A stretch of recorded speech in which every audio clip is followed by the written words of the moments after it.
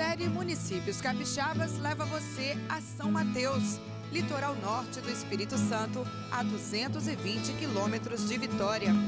São Mateus tem cerca de 100 mil habitantes. Está entre as cidades mais antigas e mais importantes do estado. A base da economia é o agronegócio, o turismo e o petróleo. Sua história já tem mais de 400 anos.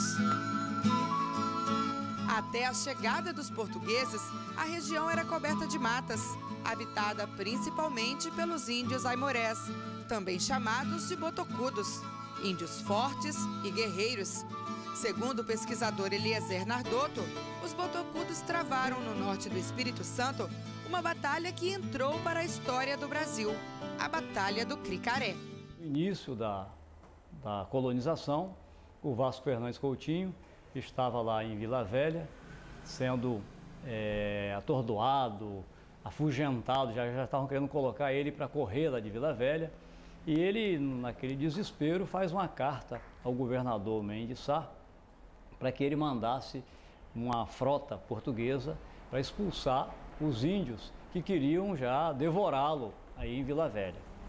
E o governador Mendes Sá, que tinha sido empossado recentemente, mandou o filho dele, já um rapaz ainda, com 20 e poucos anos, comandando 6 naus que vieram para São Mateus com 200 homens. Lembrando que 200 homens naquela época era um exército, porque eles estavam armados com arma de fogo, com canhões, e os índios, a única coisa que tinham eram pedaços de madeira, que são as burdunas, os tacapes, que são as lanças, e o arco e a flecha. Então eles chegam aqui jogando, atirando, dando tiro de canhão e com os arcabuzes e vão derrotando os índios. Mas só que tinha muitos índios em São Mateus. E quando chega numa terceira, derrubaram uma fortaleza, derrubaram a segunda fortaleza, entrando pelo rio Cricaré. Na terceira fortaleza acabou a pólvora. E então os outros soldados que estavam mais atrás não escutaram o filho de Mendes Sá gritar para socorrer, para trazer a pólvora. Os índios, percebendo isso, foram e fizeram uma carga maior em cima dessa tropa que estava ali e mataram o filho de Mendes Sá e 2 filhos de Caramuru que estavam juntos. Então, esse fato, para a história do Brasil, é um fato que tem uma importância muito grande, e para a história do Espírito Santo também. Um filho de Mendes Sá morreu aqui em São Mateus. Não se tem um lugar ao certo, mas é entre São Mateus e as Meleiras, o Mariricu, mais ou menos nessa região aí que aconteceram essas batalhas. Bom, a partir daí, o Mendes Sá vai programar uma vingança muito grande aqui em São Mateus. Então, dentro dessa vingança, ele começa esse massacre em Ilhéus. Em Ilhéus, quando ele vem descendo, fazendo justiça para impor a ordem, e a ordem era imposta com a barbárie, com o massacre. Então, em Ilhéus, eles deixaram meia légua de corpos, quer dizer, 3 quilômetros de corpos estendidos na praia. Ora, em Ilhéus, que estava lá distante de onde aconteceu a morte do filho dele, ele fez isso. Imagine o que o Mendes Sá não fez em São Mateus. Então foi um banho de sangue. No período colonial brasileiro, São Mateus ganhou papel estratégico nas ações da coroa portuguesa. Funcionou como barreira para proteger o ouro do território mineiro contra a invasão estrangeira. A intenção era manter as matas intactas para servirem de obstáculos naturais. Com isso, o norte do estado teve o desenvolvimento econômico estagnado por muitos anos. Não havia interesse de nenhum governo, do governo federal principalmente, na época o Império, de ter caminhos por aqui. Só tinha o rio Cricaré, e no rio Cricaré existia aqui já uma força em São Mateus para não deixar ninguém subir para Minas Gerais. Então, isso é uma das razões de ter um certo atraso em relação ao sul do estado. A região de São Mateus chegou a fazer parte da capitania de Porto Seguro, na Bahia. Isso só vai ser devolvido para o Espírito Santo, essa parte do território, que é quase 1/3 do território do Espírito Santo, só foi devolvido ao Espírito Santo em janeiro de 1823. Porque na independência do Brasil, em 7 de setembro de 1822, a população de São Mateus e os comerciantes de São Mateus não ficaram do lado de Dom Pedro na independência do Brasil. Por quê? Porque todo o negócio de São Mateus, todo o comércio de São Mateus era com a Bahia. As pessoas que vieram na fundação da vila de São Mateus vieram da Bahia para cá. Até hoje a gente anda aqui em São Mateus e percebe como São Mateus é parecido com a Bahia. Em São Mateus, uma das cidades mais antigas do Espírito Santo, os monumentos históricos preservados permitem uma volta ao tempo. Bem no centro da cidade estão as ruínas da Igreja Velha, uma edificação do estilo colonial português do século XIX. Foi feita à base de pedras, óleo de baleia e cal extraído das conchas do mar. Diz a lenda que em suas paredes foram escondidos tesouros.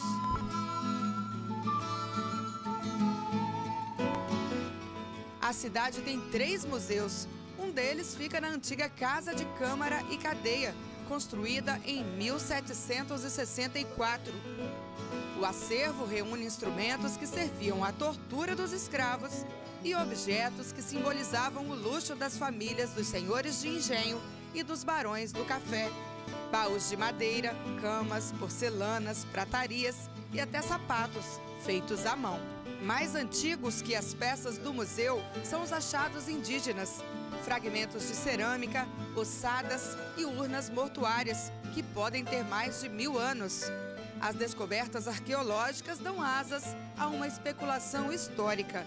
São Mateus pode ter sido o local onde etnias indígenas se encontraram. A partir de 1998 para cá, que começamos a encontrar alguns vestígios, cacos cerâmicos e urnas funerárias indígenas, né, tanto aqui em volta da cidade de São Mateus, como os recentes achados na região da Pedra d'Água. Esses achados da Pedra d'Água, eles realmente são muito importantes. Os primeiros encontrados eram tupi, então eram desenhos tupi-guarani. Mas a última urna que foi encontrada, ela tem uma característica aratu. E aí o aratu, ele habitava essa região, de acordo com os arqueólogos. O aratu habitava a região antes do tupi descer do Amazonas para cá.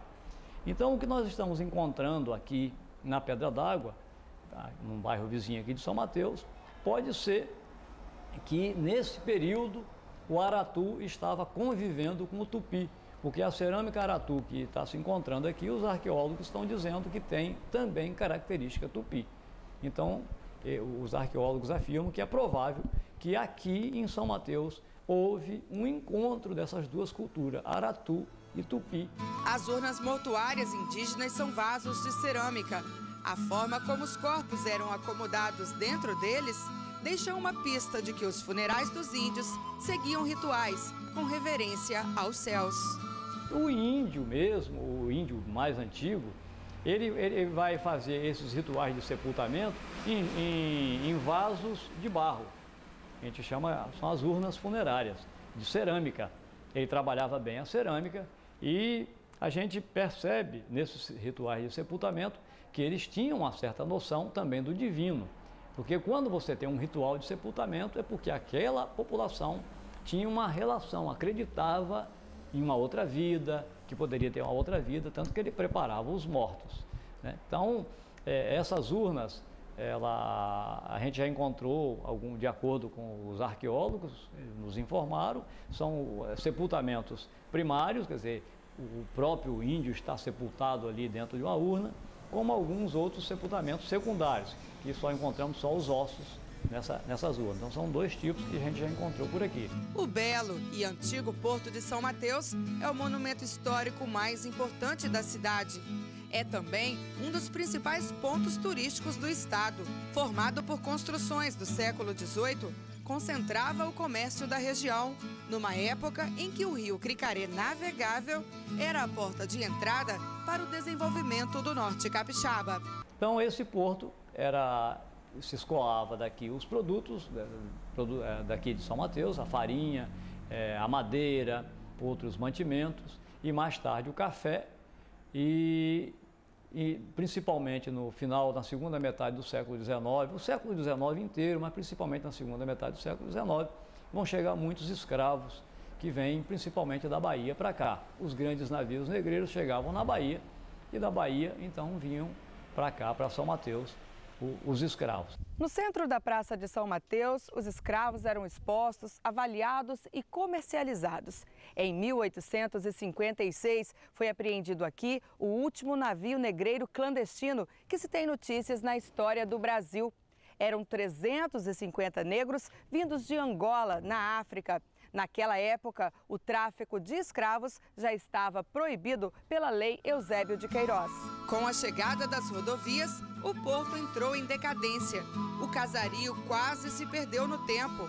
Só em 1976 foi tombado pelo Conselho Estadual de Cultura como patrimônio histórico. Na década de 50 do século XX para cá, com a abertura da rodovia então, e a vinda dos caminhões, então o Porto de São Mateus perde importância e também vai perder importância o Porto de Conceição da Barra.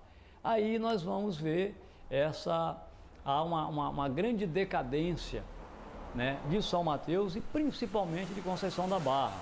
Porque Conceição da Barra, quando o Porto de São Mateus funcionava e o de Conceição da Barra também, então toda a produção do município de Conceição da Barra, e Conceição da Barra que tinha muitos negros, que produziam a sua lavoura de subsistência, eles vendiam essa produção no Porto de Conceição da Barra. Quando a BR-101 passa em São Mateus, o município de Conceição da Barra, então, entra numa decadência total. E até hoje a gente vê grandes dificuldades no município de Conceição da Barra, exatamente por isso. Ele não tem para quem vender a produção.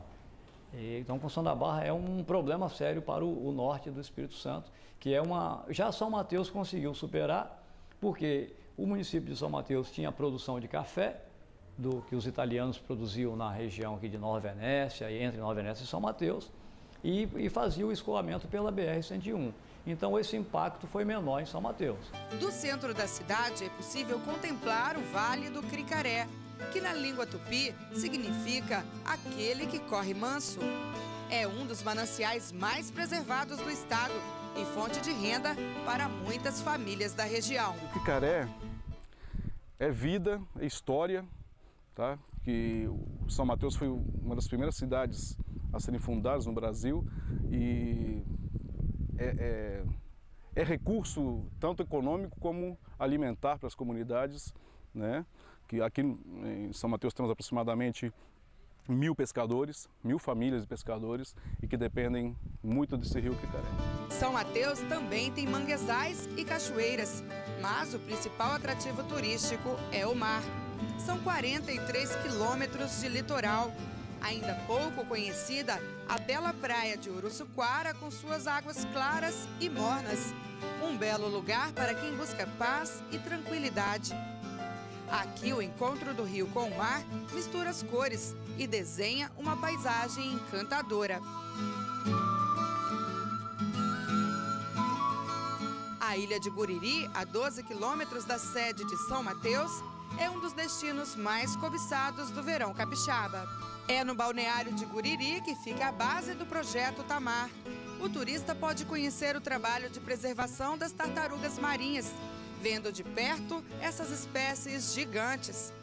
Com sorte, ainda dá para acompanhar o espetáculo da desova. Ainda em Guriri, na Praia do Bosque, o atrativo é a Sombra das Casuarinas, ideal para quem quer se desligar da correria da cidade grande.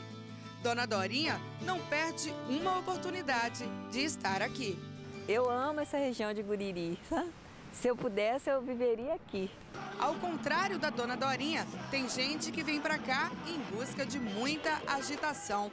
O balneário tem um dos carnavais mais agitados do litoral capixaba. Além de ser procurado pelas belezas, o litoral de São Mateus também tem recebido turistas de negócios na área petrolífera.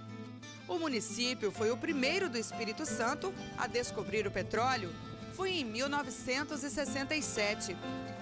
Além do petróleo, a economia do município foi impulsionada nas últimas décadas com o agronegócio e o plantio de eucalipto para celulose.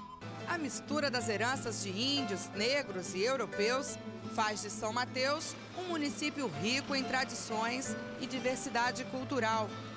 É o retrato da miscigenação brasileira.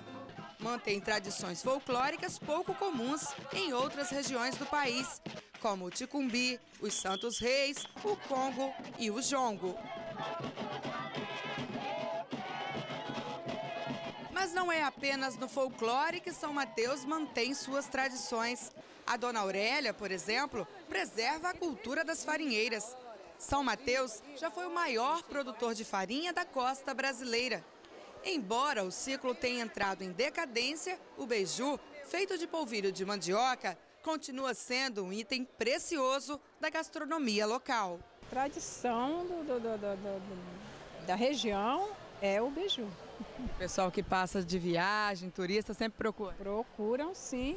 A gente, todo ano na festa da cidade, na festa da exposição, a gente está lá com os fornos, fazendo beijus, né, para essas pessoas que vêm, né, e eles gostam. Todo mundo, ninguém fala mal do beiju, todo mundo gosta do beiju.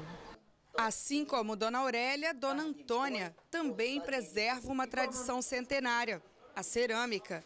Minha mãe era paneleira naquele tempo que não existia plástico, não existia alumínio, não existia, era panela de barro e vazia de coisa de madeira. São 103 anos de vida, preservados com muito bom humor. O segredo é fácil. É não fumar, não beber, não perder noite de sono, ter o alimento contínuo, comer cozido no fogão de lenha, a maior parte, comer ovo, tomar leite, é o que eu uso, né?